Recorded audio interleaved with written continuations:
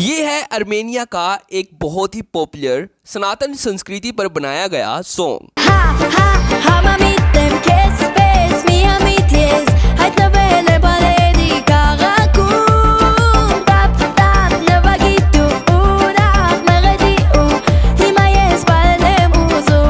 जिसको बनाया है एक अर्मेनियन सिंगर याना होहानिशियान के द्वारा, जिसमें इन्होंने अपनी दादी के बारे में वर्णन किया है कि कैसे इनकी दादी को भारत की हिंदू संस्कृति इतनी ज्यादा पसंद है कि वो भारत की हिंदू महिलाओं के जैसे साड़ियाँ पहनना चाहती है, माथे पर टीका लगाना चाहती है यानी कि माथे पर बिंदी लगाना चाहती है और सिर पर दुपट्टा ओढ़ना चाहती है। और याना अपनी अर्मेनियन दादी के भारतीय हिंदू संस्कृति के प्रति इस अत्यधिक प्यार को दर्शाने के लिए इस सॉन्ग के माध्यम से ये बताती है कि जब याना टीवी पर कार्टून देख रही होती है तब भी उनकी दादी भारतीय हिंदू संस्कृति पर आधारित सीरियल को चला देती है, और वो भी अपनी छोटी सी पोती याना के पसंदीदा कार्टून शो की परवाह किए बिना।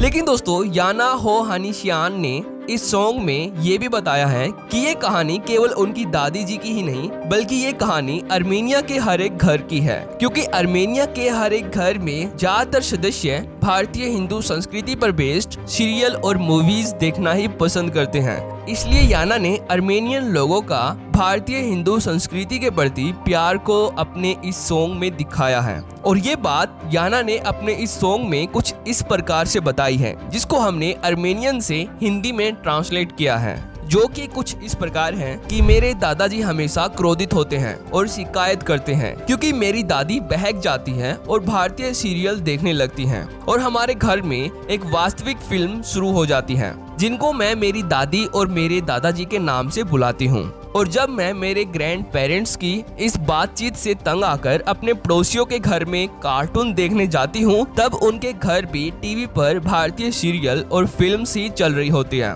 जिसके कारण मुझे ऐसा अनुभव होता है कि मैं अर्मेनिया में नहीं बल्कि भारत में आ गई हूँ, क्योंकि हर तरफ भारतीय संस्कृति को ही पसंद किया जा रहा है अर्मेनियन लोगों के द्वारा।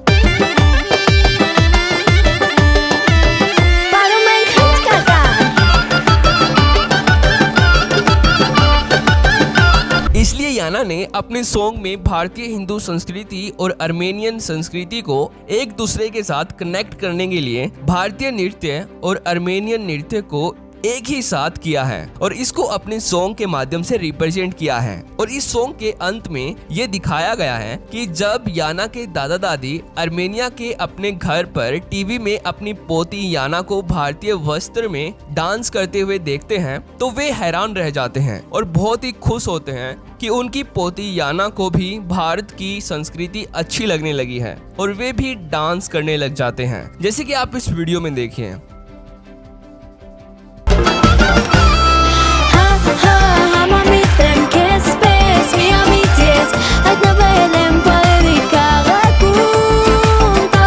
लेकिन दोस्तों केवल इतना ही नहीं, उज्बेकिस्तान में भी ऐसे ही भारतीय संस्कृति पर बनाए गए सॉन्ग बहुत ही ज्यादा ट्रेंड करते हैं।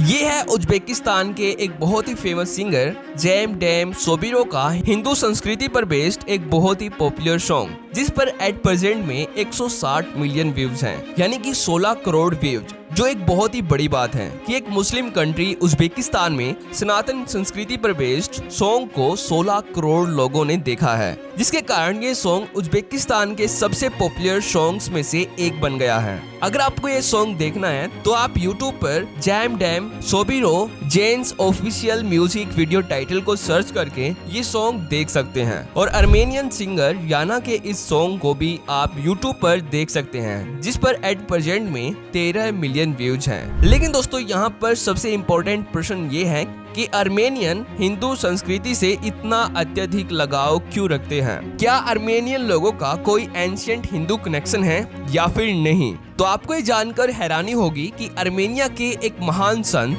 ग्रेगरी द इल्यूमिनेटर के पहले शिष्यों में से एक जेनोब गैलेक के अनुसार लगभग 349 ईसा पूर्व आर्मेनिया में कम से कम 7 हिंदू शहर स्थापित किए गए थे और इन सब की स्थापना हिंदू राजाओं ने की थी। इसलिए आर्मेनिया के महान संत ग्रेगरी द इल्यूमिनेटर के शिष्य जेनोब ने अपनी किताब में लिखा है कि आर्मेनिया में इन प्राचीन हिंदू शहरों में से एक की स्थापना उज्जैन के 2 भारतीय राजकुमारों के द्वारा की गई थी, जिन्होंने आर्मेनिया में शरण ली थी। उन्होंने भगवान गणेश की पूजा करने के लिए कई मंदिर भी बनाए थे, इसलिए उनके वंशज कई गुना बढ़ गए थे और उन्होंने आर्मेनिया के एक बड़े हिस्से पर शासन किया और आर्मेनिया में दूसरे क्रिश्चियन शासकों के अधीन 301 ईस्वी में आर्मेनिया में ईसाई धर्म की शुरुआत तक हिंदू शहर फले फूले। लेकिन क्रिश्चियनिटी के आने के बाद सभी हिंदू मंदिरों को हटवाकर चर्चें बना दी गई, जिनमें से कुछ तो अब भी हिंदू मंदिरों का इतिहास बताती हैं, जैसे कि सेंट करापेट मठ के खंडर जो अब तुर्की में है,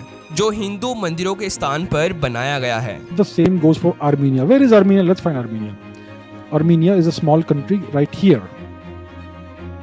It is northwest of Iran.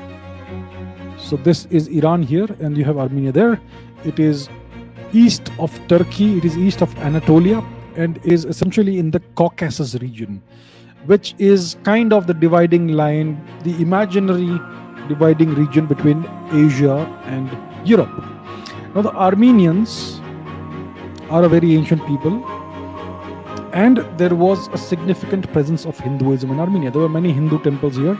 You will not find references to that on Wikipedia, I suppose. I've not seen it, but there were many Hindu temples here. There were many dynasties that were originally Indian in nature, and there were temples of Lord Ganesh, of Shiva, etc. These temples were destroyed, and Christian monasteries were built on top of those. तो अगर आपको ये video important लगती है तो इसको अपने relatives के साथ शेयर कर देना, और अगर आपको हमारा काम पसंद आता है तो हमें आपका समर्थन देने के लिए इस चैनल को सब्सक्राइब कर लेना। तो थैंक्स फॉर वॉचिंग।